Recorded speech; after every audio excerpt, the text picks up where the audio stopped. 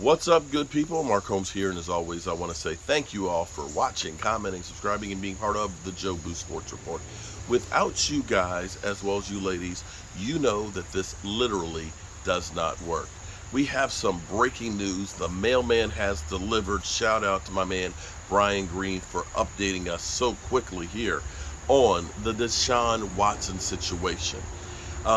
The arbitrator originally had come up with a 6-game, 0-fine suspension. The NFL said no way, no how, and knowing that Roger Goodell has the right of first, second, third, and all approvals of everything, ended up saying, nah, that doesn't fly. The NFL wanted to have DeShaun Watson suspended for a year. Big fines, like they were talking about, say $10 million, although $10 million when you're paid $230 guaranteed is not that much.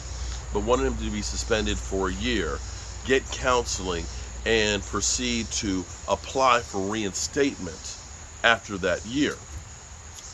This went to a second arbitration hearing. This time, the NFLPA negotiated with the NFL to come up with a different number.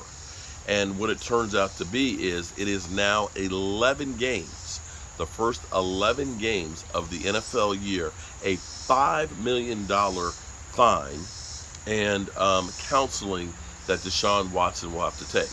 So, the Cleveland Browns, for the first 11 games of the season, will be without, of course, DeShaun Watson. Some speculation was the Cleveland Browns may be interested in trading for Jimmy Garoppolo if DeShaun Watson's suspension ended up growing a lot more than where it was. We don't know if this is going to mean that the Cleveland Browns, which, mind you, by the way, have $48 million of cap space, even with paying DeShaun Watson for this year. $48 million of cap space. They could easily bring on Jimmy Garoppolo for probably, $18-20 million or so for the year and still have plenty of cap room. The question is will Jimmy Garoppolo, now that we are 3 weeks away from the season kicking off, be ready to really help you for those first 11 games coming off of injury? Or are they better off actually taking care of the guys that have been here? Jacoby Brissett, who, like everybody with New England in their first rookie game, won them, actually won that, and actually did not play that bad for the Colts that one year he was a starter.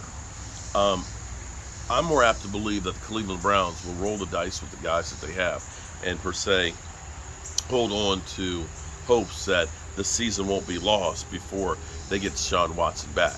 So what does this mean? DeShaun Watson will be able to work out with the team until the end of preseason, in which case he will no longer be able to work out with the team until after the 11-game suspension is done. Then he can rejoin the organization. For this to have been arbitrated, this means that this is a done deal, that both sides have agreed that this is where we're going to be. In the end, the way you know you have a good deal is nobody is happy. The NFL, of course, wanted their full game, and they're not going to be happy that it's not a full season suspension. Of course, DeShaun Watson was happy to say, we'll take 6 games and be able to be good on this. I'm sure they're not going to be happy about the 11 games. So for all sides to finally be able to move on from this situation, I'm sure actually the NFL in some regards is probably happy that this is now done and behind them. So, Cleveland Browns, we'll see how this does with your season. I'm still mystified that they signed him to a fully guaranteed $230 million contract. Funny, we signed Dak for, $160 million in there, and people go crazy.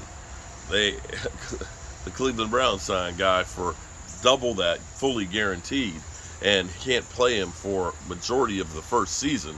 Nobody blinks an eye. Go figure. I'm Mark Holmes, and I'm hoping that you have a great Thirsty Thursday. And I'm just happy that I got through this whole video without coughing. See you later.